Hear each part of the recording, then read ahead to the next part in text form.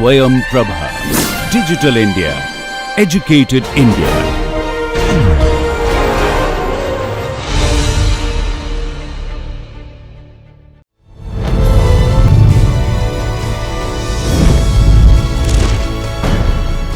Yogah Karmasu Kaushalam.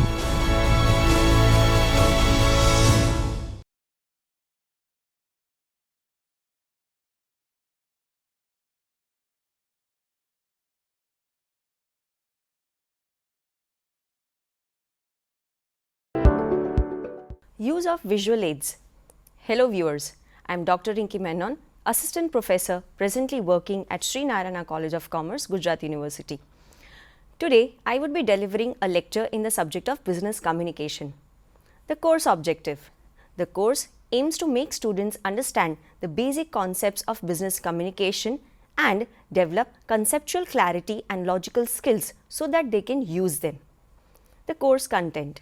The course comprises of use of graphics and visual aids in communication. Now, let's begin with today's module that we shall cover. Let's get started. Communicating data and using graphics. There needs to be certain objectives for managing and utilizing the data. The information that can be quantified should be communicated effectively.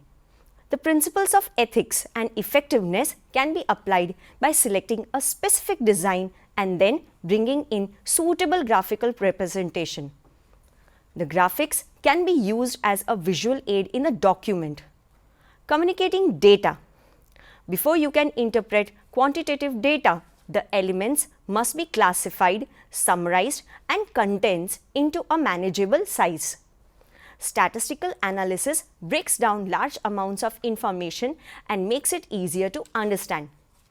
Common language reduces difficult figures to the common denominators of language and ideas. Example, fractions, ratios and percentages.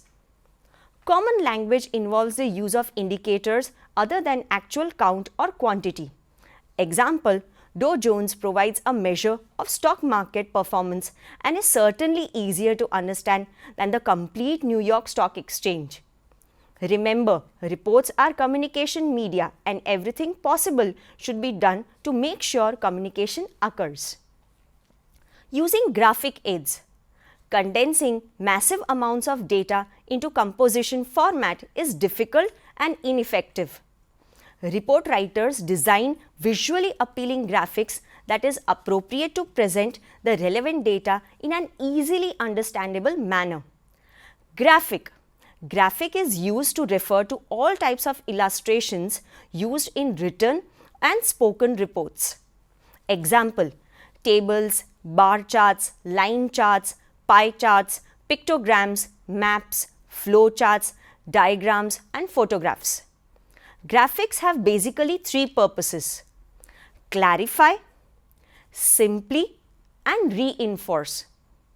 The key to preparing effective graphics is selecting an appropriate graphic for the data and developing a clean, simple design that allows the readers or audience to quickly extract the needed information and meaning. Now, determining whether you need a graphic or not. Is a graphic needed to clarify, reinforce or emphasize a particular idea? Can the material be covered adequately in words rather than visual ways? Does the graphic presentation contribute to the overall understanding of the idea under discussion? Will this written or spoken text add meaning to the graphic display? Is the graphic easily understood? Does the graphic emphasize the key idea and spur the reader to think intelligently about this information? Now, let us look at the principles to follow when using graphics. The point is, avoid chart junk. Decorative distractions that bury relevant data. Example, extreme use of colors, complicated symbols and art techniques and unusual combinations of typefaces reduces the impact of the material that is actually presented. Consistency is the key. Develop a consistent design for graphics. Be consistent with the colors, typeface, 3D or flat images within a presentation. Meaningful titles. Use meaningful titles to reinforce the point you are making. Receivers can interpret the data faster when you have talking titles. For example, the stock market has taken an upward trend. Credibility. Make certain the apparent interpretation of data seems honest and fair. Data is easily subject to misinterpretation and can be used ineffectively as a source of manipulation. Now, let us take a look at the types of graphic aids. First, identify the idea you want the receiver to understand. Select the graphic type that will depict the data in the most effective manner.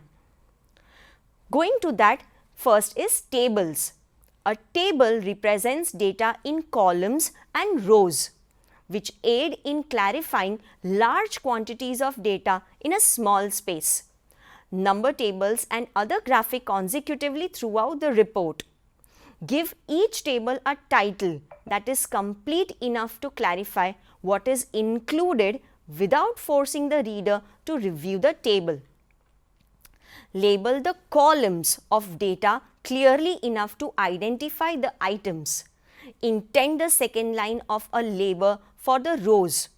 Horizontal items 2 or 3 spaces. Place a superscript beside an entry that requires additional explanation and include the explanatory note beneath the visual. Document the source of the data represented in a visual by adding the source note beneath the visual. Moving to the next type is bar charts. This is an effective graphic for comparing quantities.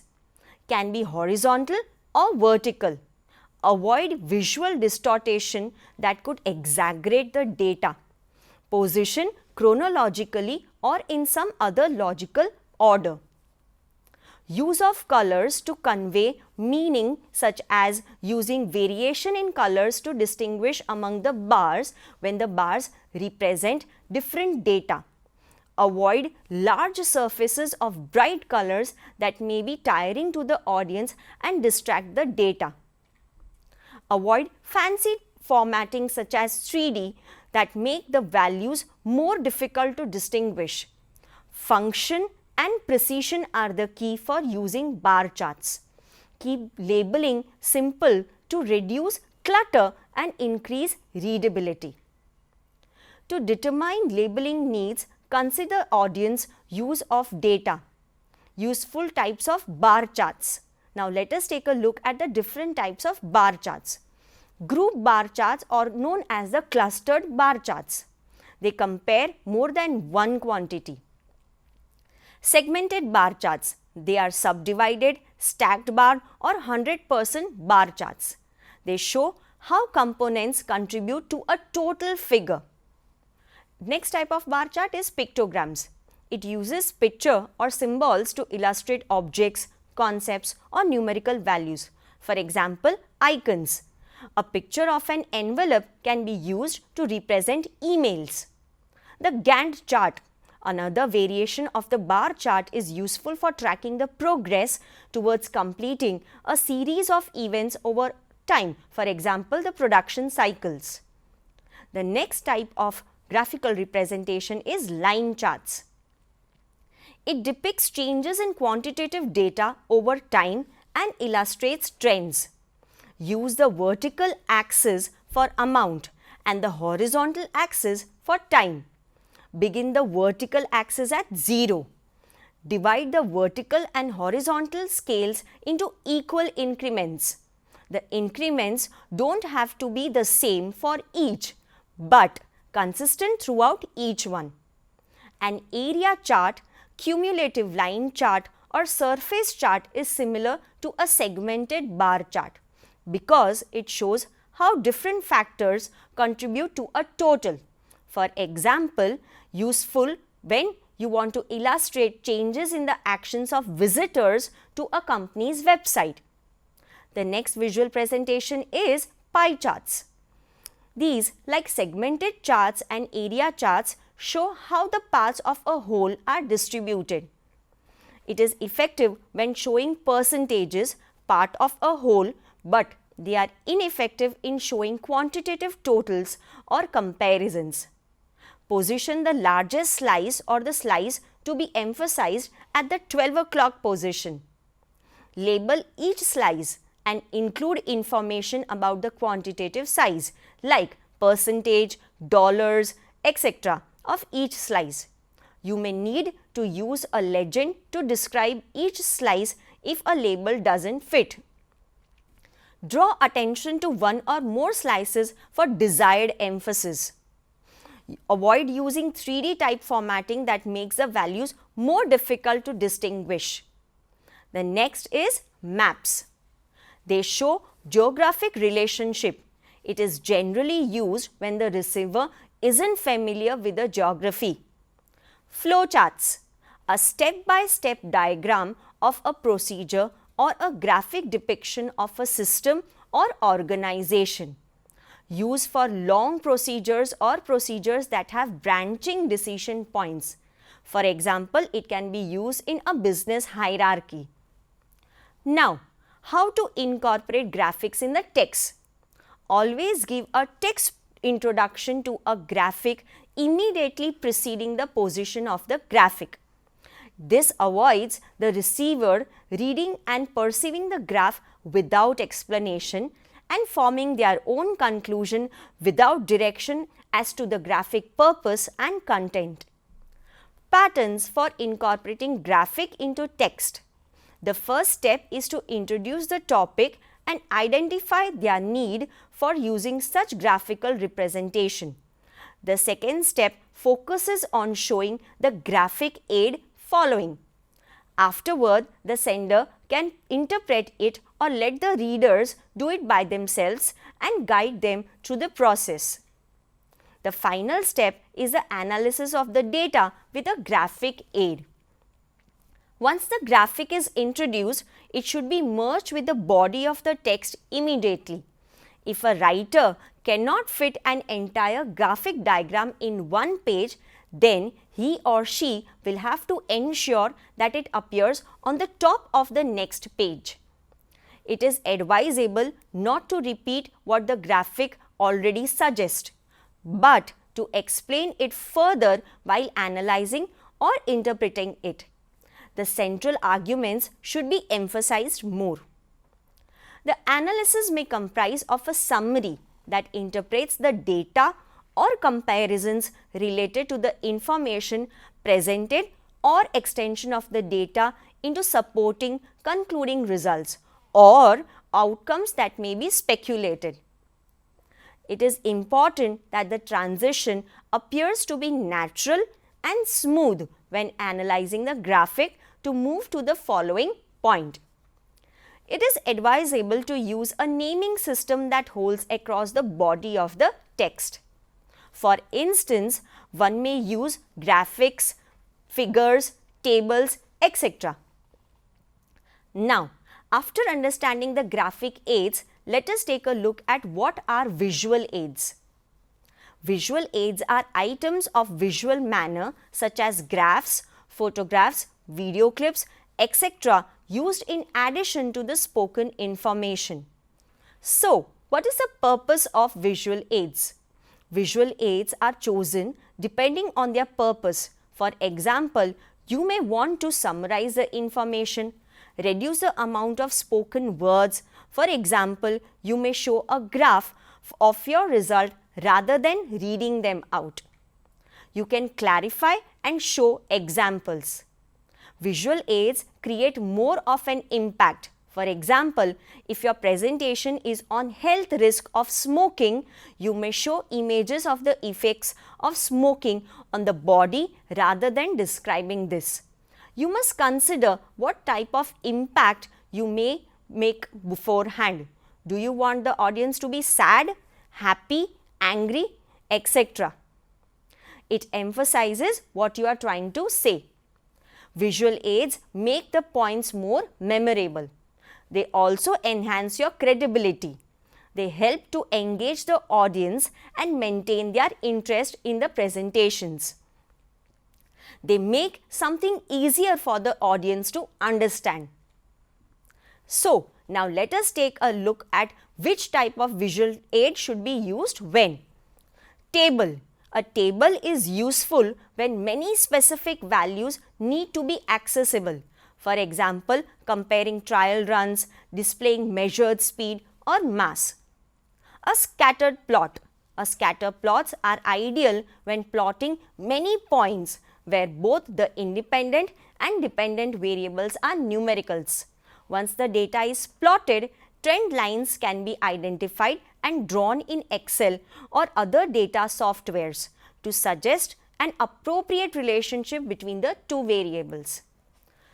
Bar graph. Bar graphs are typically useful in cases when the independent variable is a category or a rank and the dependent variable is a numerical. For example, showing number units sold in the last quarters, enrollment numbers for classes, etc. Line graph. Line graphs are often used in situations where there is a mathematical representation or relationship between x and y axis, such as graphic equations. In other contexts, they may be used to visualize trends.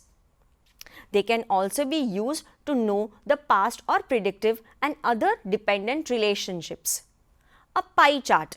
A pie chart can be useful when you are trying to group items or populations by percentages into 5 or fewer categories. For example, categorize a city's age demographics. Percentage values should be labeled. Equations. Formulas are needed whenever a calculation is a part of the analysis, unless it is a calculation where there is a universal understanding of the associated equation, such as average of a set of numbers. Sample calculations. Sample calculations are used to provide the reader with a step-by-step examples of values obtained from the data analysis. I hope you are through with the use of visual aids. So, why are visual aids used for communication? The purpose of visual aid is to engage the readers, boost their understanding of their content, ignite an emotional response and help you to convey important messaging, but it is never a substitute for preparation. Visual aids help to improve an audience understanding and memory. It also serves as helpful notes. It provides clear organization. It facilitates more eye contact and motion by the speaker. It contributes to speakers' credibility. Visual aids can powerfully help the effectiveness of a speech. Many speeches benefit from having objects, images, key quotes or data presented in a clear and dramatic fashion. Visual aids vary in kind, but there is a similar benefit and tips for dealing with any kind of supplementary evidence that is shown to the audience. So, what are the tips for using visual aids? Stand to the side of the visual. Do not obscure or come in the visual aid if it is all possible. Traditionally, speakers have the visual aid on their left. Maintain an eye contact. While the visual aid will be tempting to many speakers, the audience should still be their main focus. When a speaker loses eye contact, they often end up turning their back to the audience. A speaker should never turn their back to an audience. Introduce a visual aid before talking about the information contained in it. Giving a background on whether the information for the visual aid was obtained from provides the audience with more resource for understanding the content of speech. Practice with a visual aid. Visual aids add an additional focus for the audience, and the speaker should be able to effectively and smoothly interact with the aid to minimize distractions. Experience with one type of visual aid, a PowerPoint presentation for example, does not necessarily provide the resource to deal with others, showing how to tie a shoe. Make sure the visual aid supports the message. Consistency between what is being said and what is being seen is crucial to a speaker's credibility. Supplement, do not supplant the speech with the visual aid. Do not allow the visual aid to overwhelm the speech itself. Visual aids are not crutches to lean on, but rather supports to illuminate. Ensure the logistics for setting are conducive to the visual aid. Make sure that everyone can see the visual aid, that any electronic equipment necessary for the visual aid is functioning and the speaker knows how to operate it, and that the visual aid is set up before the speech. There's few things worse for an audience than having to wait while a speaker fiddles with their equipments. Point out key elements in the visual aids, especially if it is complicated. Pictures, charts, graphs, some objects are often so complex with so much going on that the audience might need to be directed to the area of the visual aid that the speaker is referencing. Avoid distributing material before the speech. If there are supporting material to assist the audience, they should be passed out either before or after the speech. Failing to do so will delay the speech, leading to much unnecessary rustling of papers and is an unnecessary distraction. Limit the list. If the visual aid utilizes lists to communicate the central ideas of the speech, do not overwhelm the audience with endless lists on one slide or page. Generally, only 5 items should be on any slide or single slide or a page of visual aid. Remember that simplicity is a good design principle. Do not overload a visual aid with unnecessary information, color, font changes or superfluous images. So, with this we come to the end of today's lecture. Today we discussed about what are visuals or graphic aids, and then we discussed about the different types of visuals and graphic aids. I hope this shall help you to make better reports in the future. Thank you.